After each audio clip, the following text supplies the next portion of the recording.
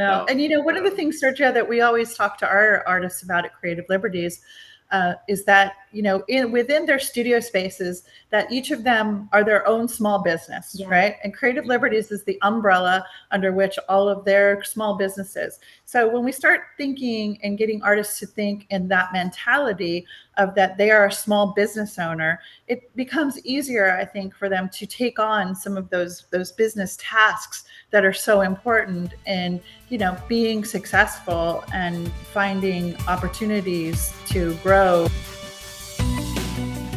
Resources, inspiring interviews, business practices, and practical advice to take your art career to the next level. Join Sergio Gomez in today's Artist Next Level and get ready to take control of your career.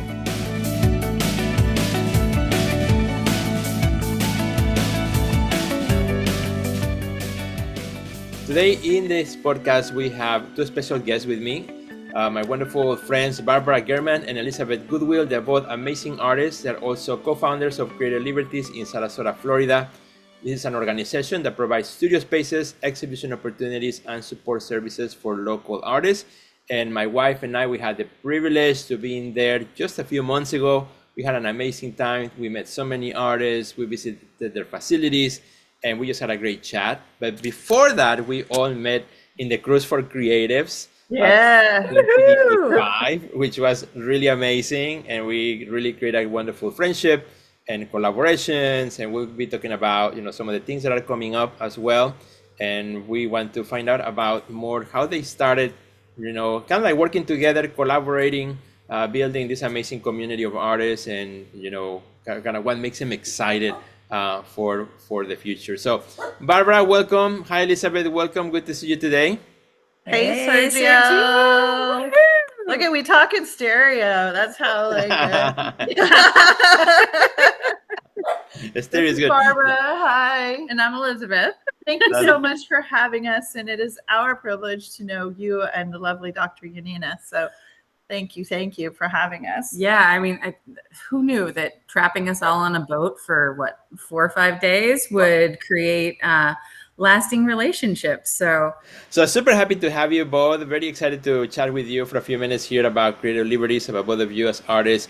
Also, I think there's a lot of things in common from what we do and from what you guys do. I think we both kind of share a passion for helping artists, working with artists, for building a community of artists. I think you guys and we believe that community, it's a powerful tool for artists to thrive, particularly in the world of today. We value the communication that happens among artists, the collaborations that happen, the inspiration that happens among a community artists, and I think that's something wonderful.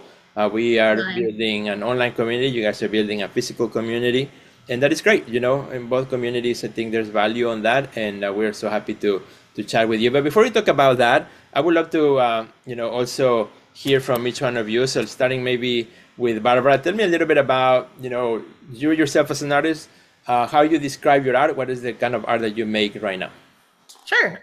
So what I'm doing now is mixed media art that is basically collage element and acrylic paint. My style tends to have a little bit of a pop art flair to it. I'm very inspired by pop art, so I like just a little bit. So I like bright colors, graphic shapes, things that have I want to say the word cartoon because that's not really describing what it is. Illustrative outlines, but then combining words, kind of a little of Roy Lichtenstein kind of word type stuff. So I enjoy that. And then I also do photography. My husband and I travel a lot. So I take a lot of inspiration from the places that we visit for my travel photography. I enjoy street photography and macro photography, those types of things. So I'm a little all over the place, but I think a lot of artists are. It's that creative mind that is just kind of all over the place and always finding inspiration. I tell everybody it's going to take me 3 lifetimes to create all of the ideas I have, and they're stored in my phone and in my brain. Just look at awesome. Like big picture and little picture. Yes, right. Exactly. That's great. Thank you. And in some of the pieces that we saw, also you were incorporating music, right? Yes, that is my latest thing. So I love music, have zero musical ability. So by incorporating music into the pieces, it's my nod to music that I love so much. And I take inspiration from those songs and the lyrics. I'm a real lyric person. I think I have a little bit of writer in me, maybe, though, even though I've never really explored that. But I'm very inspired by the lyrics of the song. What is your favorite era of music? The 80s, the 90s, You know, 2000s? I really don't have a specific No? favorite. Oh, I okay. really enjoy all genres of music. So I pull from all things. Like, you can throw some 80s glam metal hairband music at me, or you can, give me some, like easy listening type, chill kind of music. We joke that she's the music person to have on your Yes. trivia team. Perfect. There you go. So yeah, it's been really fun to incorporate that so that people get a full interactive experience. The pieces that have the music have a little push button on the side that if you push it, it plays 30 seconds of the song that inspired the piece. And it's really kind of, crossing a barrier because the art becomes interactive. So, where we're normally told to don't touch the art, I'm inviting people to touch the art. Yeah. And Well, to touch the button, right? Yes, just to push the button. Yes. Yeah, It is hard to get them to touch things. It is, yeah, because people it's ingrained in people, like, oh, don't touch it, don't touch it, Yeah, So, that's very cool. Thank you so much, Barbara, again for thank you. describing. We're gonna put also in the description of the podcast a link to each one of your websites so people can see your work. I don't currently have a website, but you can put my Instagram. Well, your Instagram, yeah, I put you guys Yeah. Insta. Maybe that's Elizabeth and I easier. are working on my website. So. Yeah, maybe Instagram is easier so people can follow you and see, also the things that you're doing. Yeah, that'd be great. Yeah. How about for you, Elizabeth? How would you describe the art that you're doing right now? Oh, that's a funny question. I've bounced from all sorts of different things.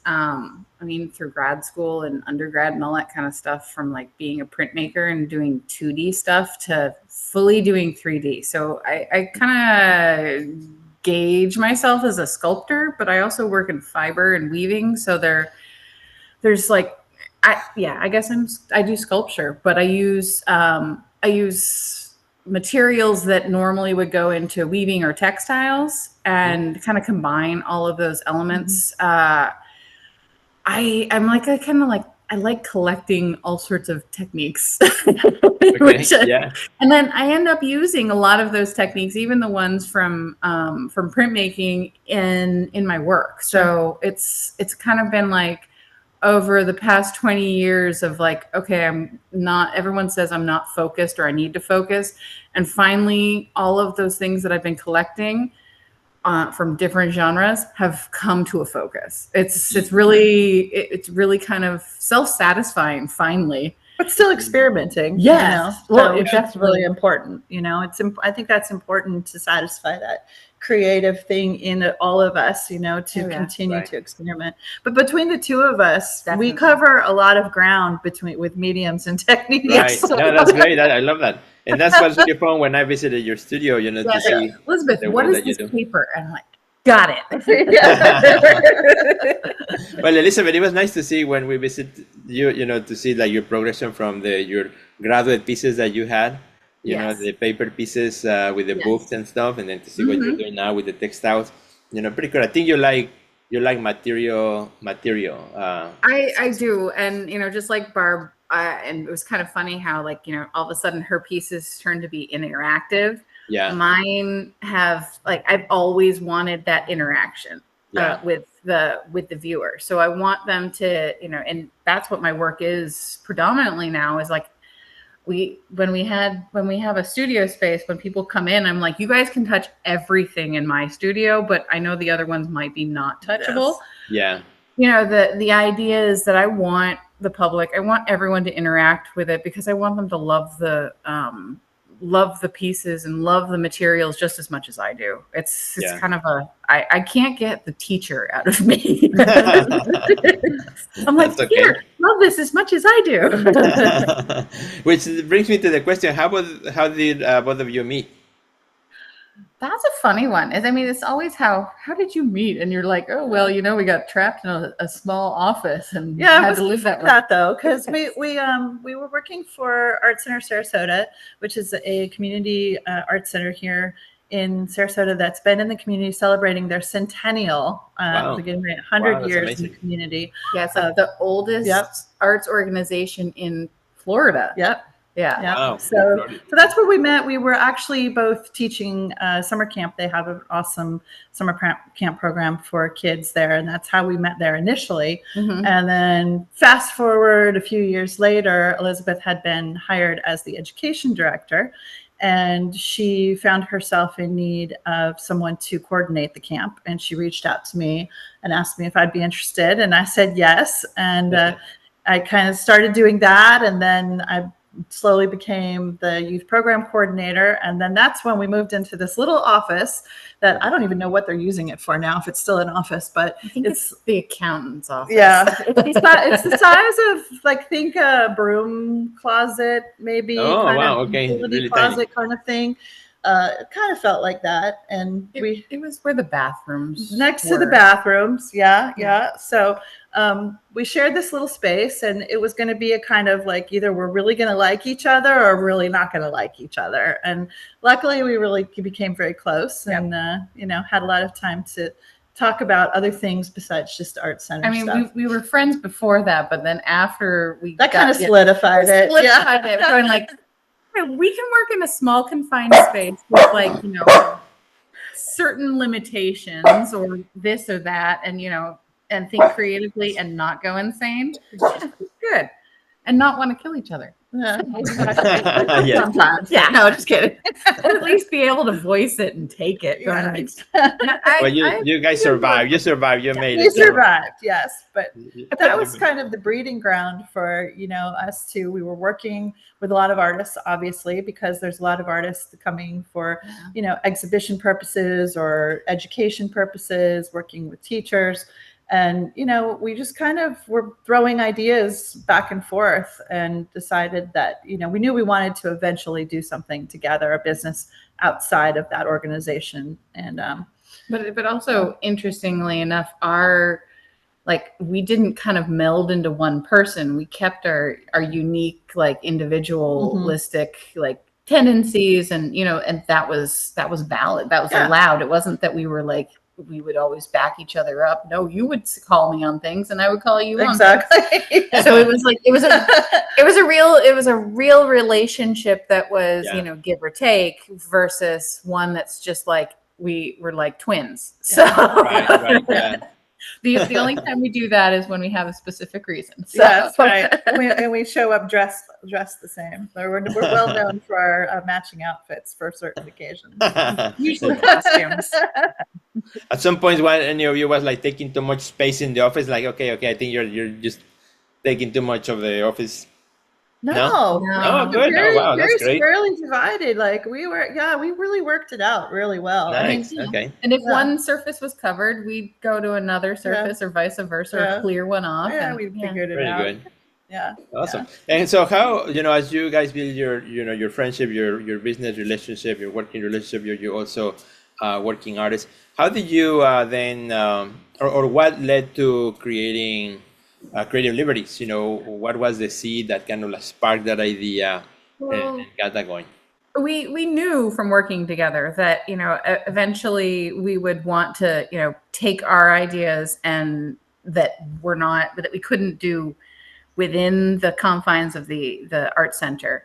And make those things happen. There's only certain limitations within what an organization can do. And then so to go outside of an organization and then have your ideas and bring your own ideas to fruition was kind of like it's usually the next step, I think of. You start an organization and then you build up those ideas and then you go, how can I add to that experience and take what I learned and still cherish that organization, right? And then make that the community even better. And that's really what it is. And you kept saying community, and I totally agree that community with a capital C is what we are about, and that's what we started with the camp, and then to the art center, working with all ages, and then and continue on with Creative Liberties. So we were able to go from just offering educational opportunities to offering even more, which we listen to our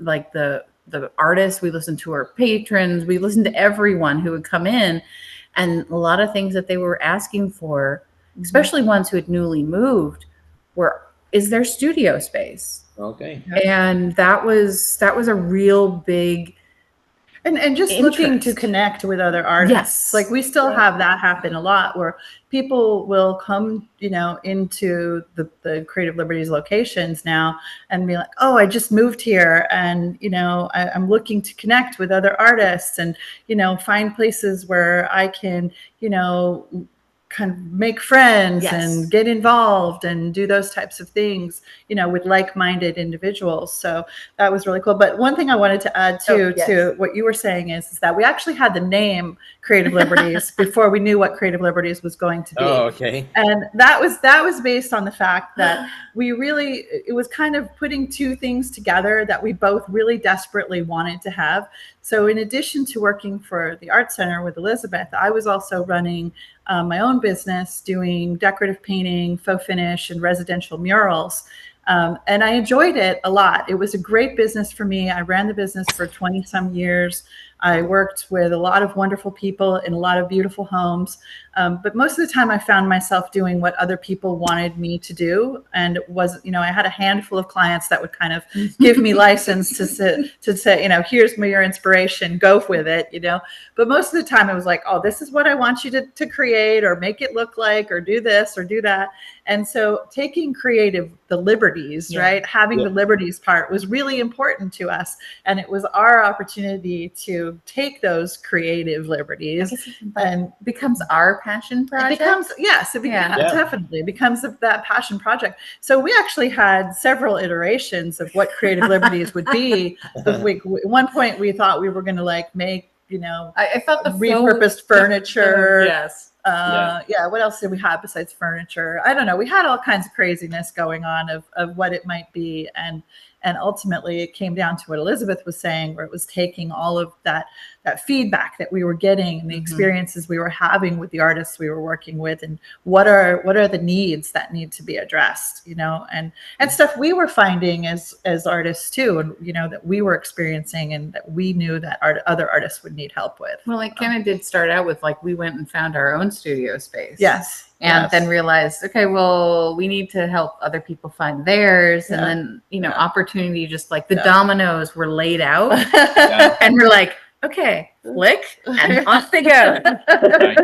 I love that because I found in my own career too, working with artists, sometimes something that I need, I realize others need too. So hey, I want to build a program because if I need it, I know others will need it too, right? So you're helping. You test it with yourself, okay, this works. I know how to do it. I can either keep it to myself or help others also find the answer, right? And first and foremost, we are educators. We don't have any problem sharing. No, we don't. And that's one of those barriers. Elizabeth and I have some other ideas and missions with this business. And one of those is breaking down some of the barriers that happen within the artistic community.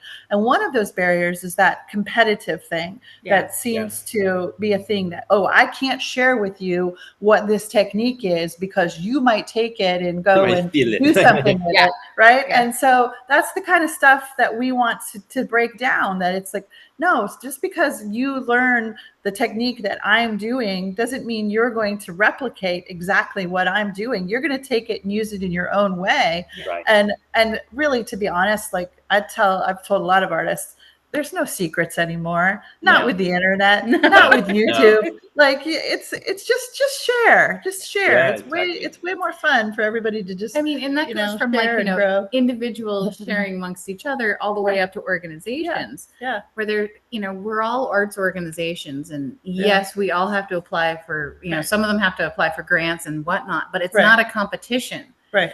It's the more visibility that we have, the stronger we'll all become. Exactly. So, cheer everyone's success. And if I always laugh when they're like, oh, well, aren't you feeling like so-and-so is competing with you? And I'm like, no, I go to their events. I support them. I'll even tell them how we're doing it. Exactly. It's not, so we collaborate with a lot of other organizations and just like kind of brainstorm, like, when we run into a problem or they run into a problem, or even just coming up with new ideas, we'll all talk amongst each other. I mean, there are a group of organizations that we do meet on a pretty regular basis, and we just chat and pretend we call it happy hour, but it is happy hour because we're all just talking. Yes. And it's not a competition thing. We don't think that someone's going to steal something or whatever. And I'm like, we got to stop that whole mindset of like, that we have to compete with each other, because that undermines the strength that we have as a group. Rising tides lift all boats, right? Yes. Right. It's like the difference between seeing your art career either with abundance or scarcity, right? The scarcity mentality is like, oh, somebody's gonna steal it. I gotta protect it. I gotta keep it. And then the abundant mentality is like, it's for everyone. The more knowledge we all get, the better for everyone. And I think that's what you guys embody that. You go out to support someone else's, like have an art opening, right? You go to their art opening. That's still you going out there and being seen. Exactly. And being, and still advertising yourself too, just because it's their art is on the wall. It doesn't matter. It's the fact that you are showing solidarity and support. And it leaves a better taste in my mouth than competition. So tell me, how many artists are you currently serving or working with? We're at about 40 right now currently. Wow. So we're getting ready to change over. So we have, 21 studio artists total. Then we usually have in our other location, we have a location separate from the 2 studio locations that we run a different program that is a 2-month studio residency program. So the artists come in for 2 months at a time. It's kind of mainly focused on looking at working with emerging artists and giving them an opportunity to be in a space where they'll be seen and they can work and they can interact with the public. We host an opening reception for them, and that space can accommodate anywhere from 1 to 3 artists. It's kind of a big open space where they go in and they hang their art and they set up their working space. So with that, we're right around, if we have 2 artists in there on a regular basis, that's 23 artists kind of regularly. And then we have feature artists, which our feature artists are now getting ready to move out. They've been with us for the whole year since January, and that's a 10-month program. And we're going to do an exhibition in the space for November and December, an open call exhibition. We do non-juried exhibitions because we feel like everyone deserves an opportunity to have their work shown. And so they're just show us what you got and that kind of a thing. Yeah, because we believe in supporting artists of all levels, all ages. And not only that, but also to give them the opportunity of because no one likes that the no or the letter of the denial letter, or whatever it is. So because these are more some of the artists are kind of more vulnerable. They are brand new. A lot of them have never exhibited before. This is a way for them to understand that, even though your work is coming in at, you've never shown it before, and this person is teaching, they both are comparable, and it allows them to say that, just that everyone has equal footing. So, and because it's part of you're building it within a community, so I think that's a big difference too. You're building within a community, so you're building community by giving opportunities to. I always tell artists, who don't have any exhibition, like, hey, we all start with nothing, right? We all start with 0 exhibits in our list, and then you just start finding one here, one there. You got to start somewhere, and that. Yeah, and that's always been one of my pet peeves. If you've ever gone to apply for a job and it says must have experience, but it's like, position. Like, well, how am I supposed to get experience if you won't give me a chance to get experience? Exactly, right. So it's kind of like thinking on that this is a good place for them to get experience and Right. get Know how it going and works. meet other people. And again, coming back to community. I hate to overuse that word. I don't know if that's possible, but it comes back to that and helping them to grow and find ways to develop themselves. And some of the growth that we've seen in the artists since we started this. Creative Liberties started in November 2021. And the things that that was officially, so this is like, almost, this is our 4-year anniversary. Yes, so our 4-year anniversary is coming up. So that's very exciting. Thank you. So, watching the development, like we have, like, there's one artist that came to us, and when he came to us, his whole studio space was filled with portraiture. That was charcoal portraiture, pastel portraiture, people, animals, that sort of thing. Over time, as he stayed there with us, his work started to shift, and he started doing plein air painting. He was doing oil painting. He was doing landscapes. And then, he started out with these paintings that were maybe, I don't know, 11 by 14, some even smaller. And now he's doing these gargantuan paintings. That's awesome. And he had to leave and go to another studio space where he could get like a warehouse space. Oh, wow.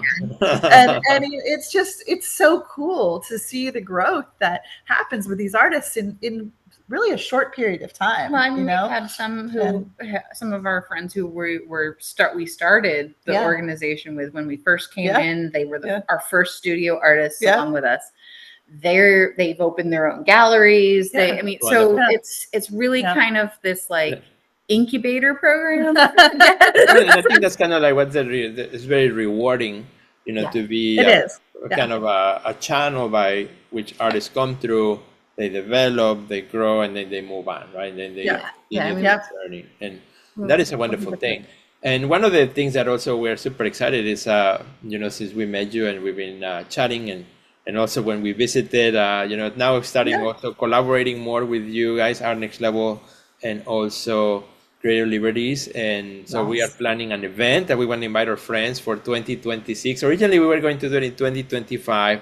Unfortunately, I have some family situations that I have to take care of, and we had to postpone the date for 2026. And I believe we already have the date, right? We do. Yes. I forgot to put it in my notes, so please. It's March 7th. It's in the calendar, but if you can remember, when are the dates? When am I going to be there? March 7th and 8th, 2026. There may be something where we have to plan a little bit more. There may be a function like a meet and greet kind of thing on Friday the 6th, but the programming will officially be the 7th and the 8th. Very cool. And it's purposely on the weekend so that it can be accessible to everyone. That's right.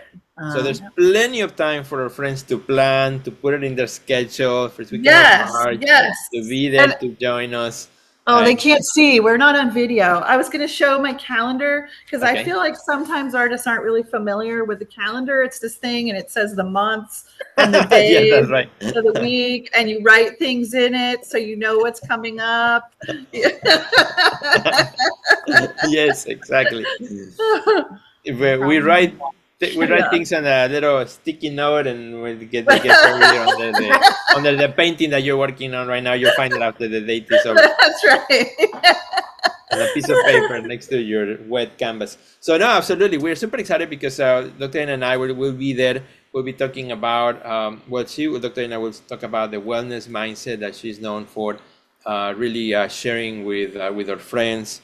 How to really live as artists with taking care of ourselves, or our mind, or our body. And we believe that that's an integral part of the success of an artist, right? How do you feel in the inside if you project that to the outside? Now we'll be talking about the business aspects, organization, which sometimes we don't like to talk about organization, marketing, which a lot of artists hate to, but we'll make it fun, we'll make it exciting, we'll make it practical. Yeah. And that's the whole idea, to provide tools to strengthen the community, and making us all better, right, at what we do. And I feel that, as artists, the way I see myself as an artist, like I always need a tune-up, I know when I need a tune-up, when I start to feel overwhelmed with, the stress of my creative life, or my career, or my marketing, like, okay, I need a tune-up, I need to tune up. And I think this will be a great tune-up for many artists, or it could be a whole rebuild for an artist who's totally like drained and already like depleted, sometimes the car needs a whole full replenishment, right? Out all, That's right. check all the Exactly. fluids, put everything Well, back up, make sure everything is running smooth, and that's what it will do. And we invite our friends to come and join us. And it's like you said, you're going to have all sorts of artists at all different levels of like, where they, what they, and what they need to do. And they're all going to feed off each other. So, I mean, it's like, that's what we found from the cruise. And then our relationship continued after that. And it was just like, everything between our communities, even though we're what, you guys are about what, 4 hours away? 4 hours, something like that. Yeah. But 4 hours away, even though you're 4 hours away, it's like, that doesn't hold any barriers anymore. No. And one of the things, Sergio, that we always talk to our artists about at Creative Liberties is that, within their studio spaces, that each of them are their own small business, right? And Creative Liberties is the umbrella under which all of their small businesses. So when we start thinking and getting artists to think in that mentality of that they are a small business owner, it becomes easier, I think, for them to take on some of those business tasks that are so important in, being successful and finding opportunities to grow and, not just monetarily. I hate using the word success because people always attach it to money, and it doesn't necessarily have to mean just money. I mean, yes, we all would love to make a living just doing our art and nothing else. But, there's so much more to it than that. It's like, you set their goal, they set their goals, and they have to remember that goals are not always, measured by money. They're measured by other things. But thinking in terms of being a small business owner, sometimes helps that process, and being able to kind of switch gears from like, okay, right now this is my creative time, but I'm going to designate this time as my business owner time, where I need to take care of my business. Yeah. And I mean, also we can come at it from different ideas of like, being a small business as like you were a personal small business. Right. I came from the background of a nonprofit. So there's all sorts of different things that we can add to that discussion. Yeah. And, suggestions on, how do you take this further, or which direction do you go? Do you need to go get a business license immediately? I'm like, all of those things when it comes down to, because a lot of times they'll go like, what about taxes? I'm like, well, you're again going for the money immediately. Yes. Right. This is the threshold. And if you get over that, then yes, you need to go and get that business. Exactly. I love it. Well, thank you so much, guys. You've been so awesome. I'm sure our friends after this conversation will want to know more about Creative Liberties now and find out, more about your organization, particularly friends who may be in Sarasota or who may be moving to Florida, Sarasota area, who may want to check this out. Can you please share, the website and also the social media? Yes. So our website is creativeliberties.net. And, our address, it's all on there. But the social media, we are on Instagram at Creative Liberties FL. And we're also on Facebook just as Creative Liberties.